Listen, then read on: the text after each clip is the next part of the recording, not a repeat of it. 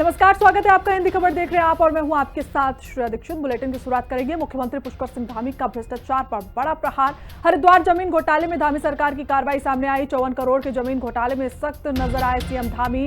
आपको बता दें कि इसी संबंध में 2 आईएएस और 1 पीसीएस अफसर समेत कुल 12 लोगों को सस्पेंड कर दिया गया। डीएम, एसडीएम, पूर्व नगर आयुक्त पर भी अब गिरेगा जब विजिलेंस करेगी जमीन घोटाले की पूरी जांच की बड़ी अपडेट आ रही है। आपको बता दें कि मुख्यमंत्री पुष्कर सिंह धामी ने 2 आईएएस से 1 पीसीएस को सस्पेंड करवा दिया। जहां आपको बता दें कि 54 करोड़ के जमीन घोटाले का ये पूरा मामला था, जिसमें 2 आईएएस और 1 पीसीएस सस्पेंड हुए हैं। मुख्यमंत्री पुष्कर सिंह धामी का संदेश साफ है कि उत्तराखंड में भी किसी भी प्रकार का भ्रष्टाचार बर्दाश्त नहीं किया जाएगा। कोई भी हो उस पर सख्त कार्रवाई की जाएगी। तो आपको बता दें कि 54 करोड़ की जमीन का ये पूरा मामला है, जिसमें 2 आईएएस और 1 पीसीएस को सस्पेंड कर दिया गया। इनके अलावा 12 और अधिकारी हैं जिन पर सस्पेंड की कार्रवाई की गई है। तो हरिद्वार जमीन घोटाले में ये सरकार का बड़ा एक्शन। आपको बता दें कि कृषि की ये जमीन थी जिसे 54 करोड़ रुपए में खरीदा गया था और अब इस जमीन में घोटाला नजर आ रहा है, क्योंकि इसकी कीमत जब ये खरीदी गई थी उस वक्त इतनी नहीं थी। 14 करोड़ की जमीन को 54 करोड़ की जमीन में खरीदा गया है। और अब सरकार ने बड़ा एक्शन लेते हुए कुल 12 लोगों पर इस पर कार्रवाई की है और इसी संदर्भ में 2 आईएएस और 1 पीसीएस को भी फिलहाल सस्पेंड कर दिया गया है। 2 आईएएस और 1 पीसीएस को मिलाकर कुल 12 लोगों पर यह कार्रवाई की गई है। तो मुख्यमंत्री पुष्कर सिंह धामी भ्रष्टाचार पर उनका ये बड़ा प्रहार। साफ तौर पर यह संदेश है कि उत्तराखंड में किसी भी प्रकार की कोई भी भ्रष्टाचार हो उस पर किस तरीके से एक्शन लिया जाएगा। तो देखिए, ग्राफिक्स के माध्यम से जान लीजिए कि क्या है जमीन घोटाला। 15 करोड़ की जो जमीन थी उसे 54 करोड़ में खरीदा गया। हरिद्वार नगर निगम ने इस जमीन को खरीदा है। तो ये बड़ी देखिए, हम ग्राफिक्स के माध्यम से आपको समझाने की कोशिश कर रहे हैं कि जो जमीन खरीदने की प्रक्रिया थी उसको, वो जमीन 14 करोड़ की थी और जब उसे खरीद लिया गया तो वो 54 करोड़ रुपए में वो जमीन खरीदी गई। डीएम, एसडीएम और पूर्व नगर आयुक्त को इस पूरे मामले में सस्पेंड कर दिया गया। साथ ही कई ऐसे अधिकारी हैं जिन्हें सस्पेंड करा गया। तो वहीं हरिद्वार नगर निगम ने इस जमीन को खरीदा है। खरीदने की जो प्रक्रिया है उसमें अनियमितता बढ़ती गई है। शासन को नियमों को दरकिनार किया गया है। आपको बता दें कि डीएम और एसडीएम और पूर्व नगर आयुक्त इस पूरे मामले में सस्पेंड है और अधिकारियों पर भी अब गाज गिरती हुई नजर आ रही है। तो इसी पूरे मामले में 2 आईएएस और 1 पीसीएस को भी सस्पेंड कर दिया गया है। तो भ्रष्टाचार पर धामी का चाबुक चलता हुआ नजर आ रहा है। किसी भी सूरत में सीएम धामी भ्रष्टाचार को स्वीकार नहीं करेंगे। फिर कोई भी हो, या फिर उनकी ही पार्टी का कोई नेता हो या बड़े बड़े अधिकारी हो, एसडीएम हो, आईएएस हो, पीसीएस हो, सब पर इसी तरह पर कार्रवाई होगी। और ज्यादा जानकारी के साथ हमारी सहयोगी दीपिका हमारे साथ जुड़ी हुई है देहरादून से। दीपिका, और हरिद्वार से हमारे साथ सचिन सैनी जुड़े हुए हैं। दीपिका, शुरुआत आपसे करेंगे। क्या कुछ अपडेट, क्योंकि लगातार जिस तरीके से धामी सरकार ये संदेश दे रही है कि भ्रष्टाचार किसी भी सूरत में बर्दाश्त नहीं किया जाएगा, चाहे वो फिर कोई भी हो। बिल्कुल, देखिए, भाजपा सरकार हमेशा से कहती आई है कि उनकी जो सरकार है वो जीरो टॉलरेंस की नीति पर जो काम करती है वो करती है। लेकिन जिस तरीके से लगातार हम देख रहे हैं, मामले पहले एक कंस्ट्रक्शन पर घूसखोरी जिस गिरफ्तारी होती है, उससे पहले कई अधिकारी जो है वो जैसे चोरी में गिरफ्तार होते हैं। और अब ये पहली बार ऐसा उत्तराखंड के इतिहास में पहली बार ऐसा हुआ है जब किसी जिले का डीएम जो है वो सस्पेंड हुआ है, क्योंकि इससे पहले भले ही 30 अधिकारी हैं वो सस्पेंड हुए हैं या लेकिन उत्तराखंड के इतिहास में पहली बार ऐसा हुआ है कि भ्रष्टाचार के आरोप में कोई डीएम जो है वो सस्पेंड हुआ है। 2 आईएएस की पीसीएस तक कुल मिलाकर 12 अधिकारियों पर जो दाज है, तो हम कहीं हम कह सकते हैं कि सरकार लगातार कहती है कि वो जीरो टॉलरेंस पर काम करती है, मुझे सरकार करती हुई नजर आ रही है। और सबसे बड़ी बात ये भी है कि अगर नगरी है, पूरे विश्व भर के लोग वहाँ आते हैं और ऐसे में अगर हरिद्वार जिले के सीएम क्या है, कहीं ना कहीं बुरा मैसेज जाता है पूरे देश में कि डीएम का सस्पेंड होना एक बहुत बड़ी बात है ब्यूरोक्रेसी में, क्योंकि अभी तक ऐसा कभी देखने को नहीं मिला है कि कोई डीएम सस्पेंड हुआ हो।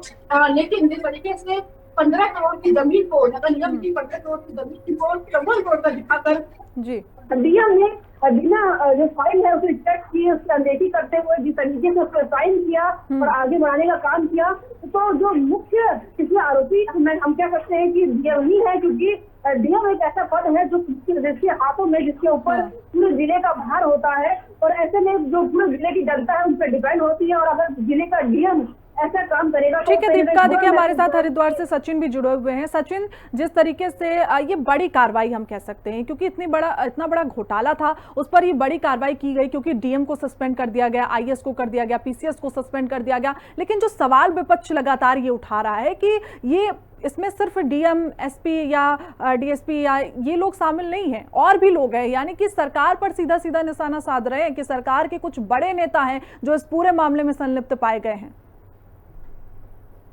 54 करोड़ की जमीन घोटाला मामला कहीं ना बड़ा मामला, राज्य सरकार ने तो बड़ा एक्शन लिया, और मैं आपको बताऊं इसमें जो ये एक्शन लिया, और मैं आपको बताऊं इसमें जो ये लैंड है, ये यहाँ पर कूड़े का ढेर बना हुआ था, उस पर पास ही जो कूड़े का ढेर बना, क्योंकि वो जगह कम पड़े उसके लिए ही ये लैंड बनाई गई थी, क्योंकि बड़ा किया जाएगा। और जब ये इन्होंने जो नगर आयुक्त वरुण चौधरी हैं, जब ये किया गया था उस टाइम ना तो कांग्रेस की सरकार थी ना बीजेपी, तब इन्होंने ये बड़ी कार्रवाई कहीं ना बड़ा खेल और धर्मनगरी हरिद्वार को कहीं ना कहीं धूमिल करने का एक साजिश, बड़ी साजिश थी, कहीं ना कहीं धामी सरकार ने उस पर पर्दाफाश किया, और बड़ी कार्रवाई एक जिले में पहली बार ऐसी कार्रवाई देखने को मिली है। और मैं उसी लैंड पर खड़ा हूँ, देखो यही वो लैंड है जो जमीन नगर निगम के जमीन है, उसमें जो एक बड़ा घोटाला हुआ है, यही वो लैंड है जिस पर ये बड़ी कार्रवाई धामी सरकार ने की है। जी ठीक है सचिन, और हमारे साथ दीपिका भंडारी जुड़ी हुई थी, आप दोनों का बहुत बहुत शुक्रिया। आगे बढ़ते हैं, आपको बता दें कि उत्तराखंड से इस वक्त की बड़ी खबर आ रही है, जहां उत्तराखंड से इस वक्त की बड़ी खबर से आपको रूबरू करा दे। पंचायती राज एक्ट में संशोधन पर बड़ी कार्रवाई की गई। संशोधन के अध्यादेश को अब मंजूरी नहीं मिली है, राजभवन ने मंजूरी वापस लौटाया उनका अध्यादेश। आपको बताते चले कि 1,760 त्रिस्तरीय पंचायतें अभी खाली ही रहेंगी। आपत्ति के बावजूद भी इसे राजभवन भेजा गया था। तो ये बड़ी अपडेट इस वक्त सामने आ रही है, जहां पंचायती राज एक्ट में संशोधन पर यह बड़ी जानकारी है। संशोधन के अध्यादेश को फिलहाल मंजूरी नहीं मिली है, तो राजभवन ने बिना मंजूरी अध्यादेश वापस लौटा दिया है। तो आपको बता दें कि एक 10,776 त्रिस्तरीय बूथ है वो खाली ही रहेंगे। आपत्ति के बावजूद भी ये भेजा गया था। तो ये बड़ी जानकारी उत्तराखंड से सामने आ रही है। आपको बताते चले कि पंचायती राज एक्ट में संशोधन पर अब ये बड़ी जानकारी।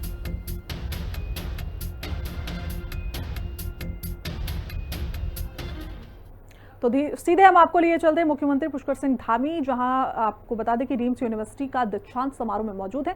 सुनिए क्या कुछ कह रहे हैं। जी, सभागार में हूं, जिसमें भाई साहब हमारा जब 28 नवंबर 2023 को विश्व आपदा सम्मेलन चल रहा था और उसकी यहाँ पर शुरुआत हो रही थी, उसका उद्घाटन हो रहा था, और उसी दिन सिलकारा का टनल रेस्क्यू हमारा पूरा हुआ था। मैं यहीं पर भाषण ही कर रहा था, उसी समय वहां से सूचना आई थी कि वो रेस्क्यू जो है पूरा होने वाला है, ब्रेक थ्रू होने वाला है, आप वापस वहां आ जाइए। तो इसलिए ये बहुत ऐतिहासिक सभागार है। इस ऐतिहासिक सभागार पर आज डिग्री लेने वाले हमारे और आदरणीय गडकरी जी की उपस्थिति है। आप सबको उनका आशीर्वाद मिलेगा, अभी उनका उद्बोधन हम सबको प्राप्त होगा।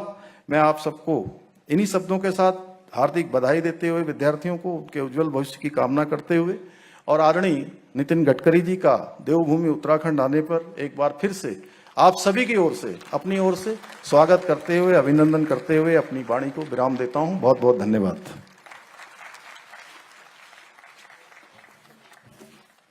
कोटिशः धन्यवाद मंत्री महोदय। एक बार जोरदार करतल ध्वनियां सर के उद्बोधन हेतु। Ladies and gentleman, now I am given this mammoth and important response.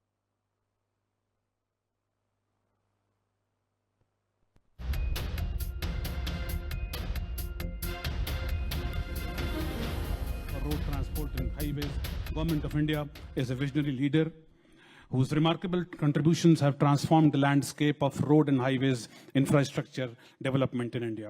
आपको बता दें कि ग्राफिक एरा डीम्स यूनिवर्सिटी आज मुख्यमंत्री की मौजूदगी है। उन्होंने कहा कि ग्रीन कॉरिडोर में भारत की पहचान है, और शिक्षा पर भी उन्होंने कई बातें कही। उन्होंने कहा कि जिस तरीके से देश में green Shri Gadkari ji has played a pivotal role in corridor होने चाहिए, revolutionizing उसी तरीके the से road शिक्षा transport and को highway भी sector, बढ़ावा ensuring देना enhanced चाहिए। connectivity, तो आज economic आपको बता दें कि growth and मुख्यमंत्री national पुष्कर सिंह धामी की progress. Ladies and मौजूदगी gentlemen, देहरादून under his के dynamic leadership, graphic era deems university में है, जहां पर वो पहुंचे और उनके साथ देखिए बगल में नितिन गडकरी भी मौजूद हैं। शिक्षा को बढ़ावा कैसे दिया जाए और उस पर भी उन्होंने बातचीत की। आगे बढ़ते हैं, खबर देहरादून से है, जहां मुख्यमंत्री स्वरोजगार योजना के तहत स्वरोजगार शुरू करने के लिए 15 से 30% तक सब्सिडी दी जाएगी। विनिर्माण क्षेत्र में 25 लाख, सेवा क्षेत्र में 10 लाख और व्यवसाय के लिए 10 लाख तक ऋण लेने की सुविधा है। कैबिनेट की मंजूरी के बाद शासन ने मुख्यमंत्री स्वरोजगार योजना 2.0 की अधिसूचना जारी कर दी है। योजना के तहत 2030 तक प्रदेश के 50,000 लोगों को रोजगार उपलब्ध कराया जाएगा। सरकार ने स्वरोजगार के लिए ऋण आवेदनों को स्वीकृत करने की समय सीमा निर्धारित कर दी है। आपको बता दें कि इस समय बैंकों को 5 लाख तक ऋण आवेदन को 2 हफ्ते के अंदर स्वीकृत करना होगा।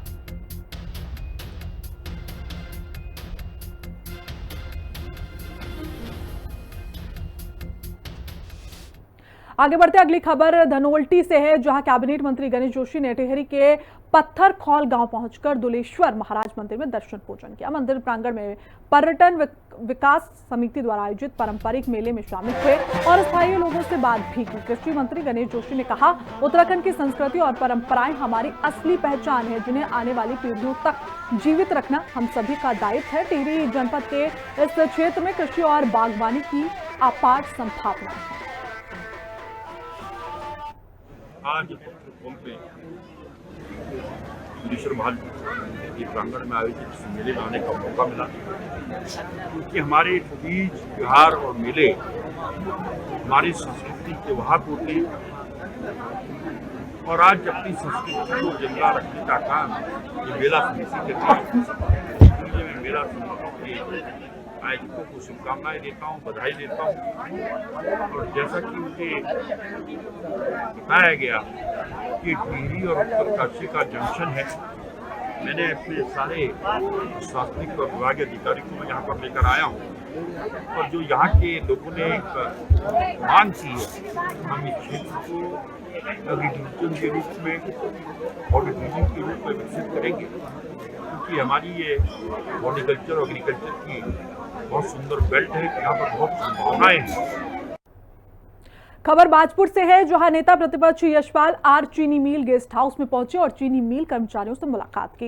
इस दौरान चीनी मिल कर्मचारियों ने मिल प्रबंधन पर मनमानी के तहत कर्मचारियों के वेतन में कटौती किए जाने का आरोप लगाते हुए नेता प्रतिपक्ष यशपाल आर को ज्ञापन सौंपा। नेता प्रतिपक्ष यशपाल आर ने गन्ना सचिव और अन्य अधिकारियों से फोन पर बातचीत भी की और चीनी मिल श्रमिकों की समस्या का समाधान करने के निर्देश भी दिए। वहीं नेता प्रतिपक्ष यशपाल आर ने कहा, वेतन में कटौती किए जाने के विभाग के पास कोई भी लिखित आदेश नहीं है, लेकिन इसके बावजूद भी वेतन में कटौती की जाएगी तो श्रमिकों के साथ कंधे से कंधा मिलाकर खड़े रहेंगे।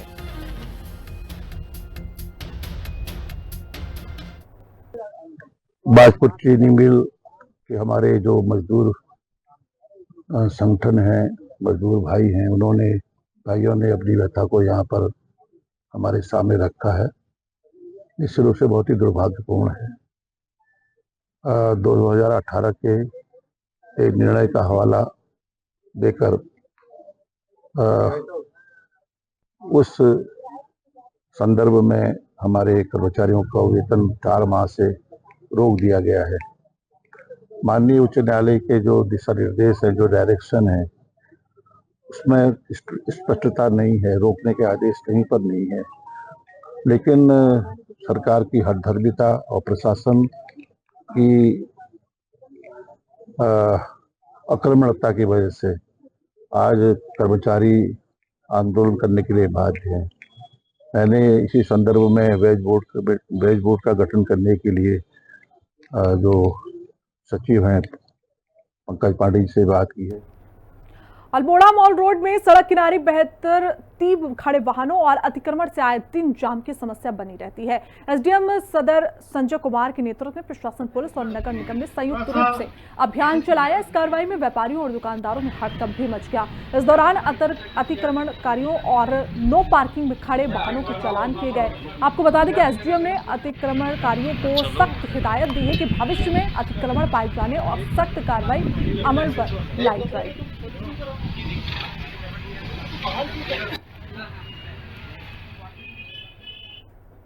दर्जाधारी ओम प्रकाश जमदग्नी ने सोमवार को हरिद्वार में मां मनसा देवी और चंडी देवी मंदिरों की साफ सफाई को लेकर सख्त रुख अपनाया। उन्होंने कहा कि इन पवित्र स्थलों पर किसी भी प्रकार की गंदगी बर्दाश्त नहीं की जाएगी। मंदिर परिसर में बनी अवैध दुकानों को तत्काल हटाने और 1 महीने के अंदर सफाई व्यवस्था चाक चौबंद करने के निर्देश दिए गए। आपदा प्रबंधन सभा कक्ष में वन विभाग के अधिकारियों के साथ बैठक कर मंदिर मार्ग की व्यवस्था सुधारने और श्रद्धालुओं को बेहतर सुविधाएं उपलब्ध कराने के निर्देश दिए गए। आज जो हमारी ये पहली बैठक की गई थी माननीय उपाध्यक्ष इको टूरिज्म विकास परिषद के उनके द्वारा, और इसमें हरिद्वार जनपद में जो हमारी गतिमान और प्रस्तावित इको टूरिज्म योजनाएं हैं उन पे विस्तृत चर्चा की गई।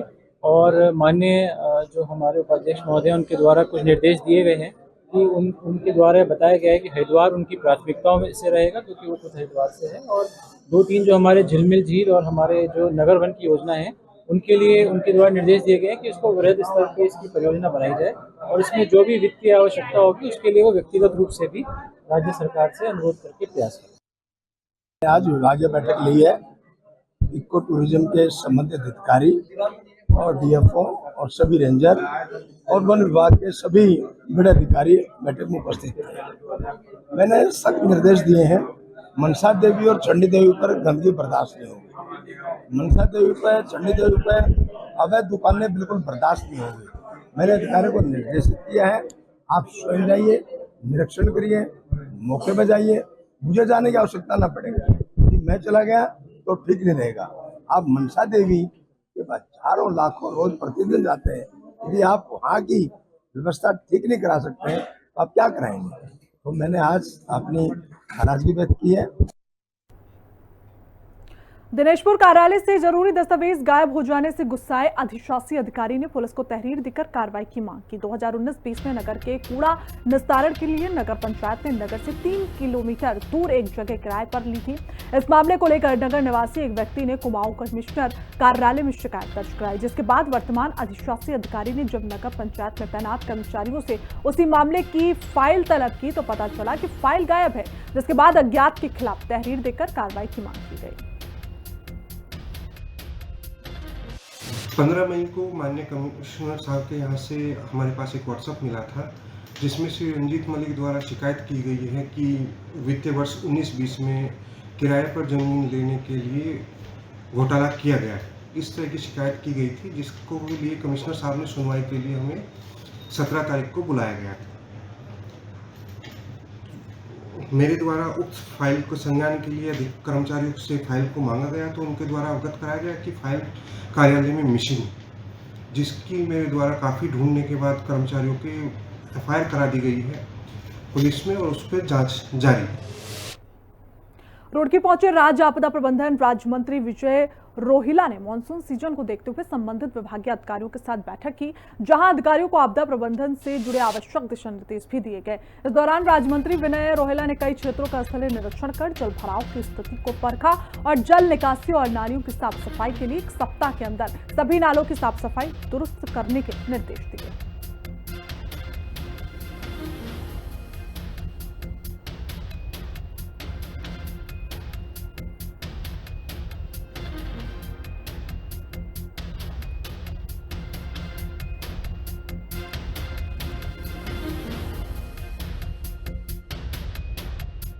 उत्तराखंड में तैयारियां तेज हो चुकी हैं। वो है जैसे रामनगर है, भगवानपुर की बीच में वहाँ लोगों से मिलना हुआ और इसी प्रकार से जो है अपना टिकोला के लोगों से जानकारी मिली, लिब्बा रेडी में मिली, मिलाप नगर मिली, लक्सर के लोगों से भी जानकारी मिली। सब जगह पानी के भराव के संबंध में जानकारियाँ मिली हैं, क्योंकि नालों का डिस्चार्ज जो है भराव के कारण पूरा नहीं हो पा रहा। तो जहाँ जहाँ नाले चौक हैं उनको सफाई करने के लिए नगर निगम और अन्य अधिकारियों को कहा है। जहाँ बिजली के खंभे अव्यवस्थित रूप से उनको ठीक करने के लिए कहा है। अपनी दवाइयों की व्यवस्था सांप जीव जंतुओं से एंटीडोज सभी हॉस्पिटल में रखने के लिए, सभी अपने पुलिस विभाग को चुस्त दुरुस्त करने के लिए, गड्ढा मुक्त होल मुक्त करने के लिए सभी प्रयास करने के लिए सभी अधिकारियों से चर्चा हुई है।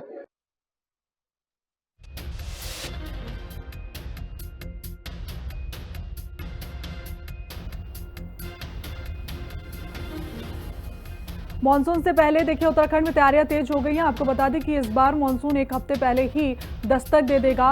इसी बीच नालियों की जो साफ सफाई है और उस पर भी विशेष फोकस दिया जा रहा है। आगे बढ़ेंगे, खबर हल्द्वानी से है, जहां कुमाऊं कमिश्नर दीपक रावत ने अधिकारियों के साथ शहर की व्यवस्थाओं का जायजा लेने पहुंचे।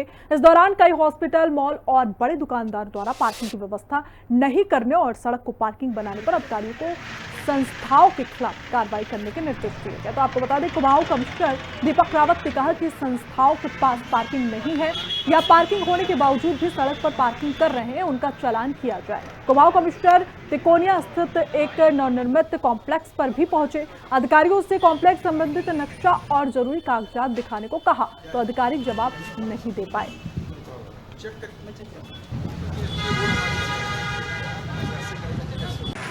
चीज़ों को लेकर इंस्पेक्शन आज हुआ था। एक तो आप जानते हैं कि बरसात एक तरह से शुरू ही हो गई है, डेली रेनफॉल हो रही है, तो जो हमारा इंटरनल ड्रेनेज है, बड़े नाले तो नगर निगम ने साफ़ कराए, लेकिन बहुत से नाले ऐसे होते हैं जो छोटे हैं, जिन पे जालियां लगी हुई हैं और इसमें रेगुलर क्लीनिंग की आवश्यकता होती है। और जब कभी बड़ी बारिश होती है तो पानी जो सरफेस का है, अगर नालियाँ चौक हों तो ऊपर ही तैरता रहता है और नुकसान करता है, घरों में, ऑफिस में, इन सबों पे घुसता है।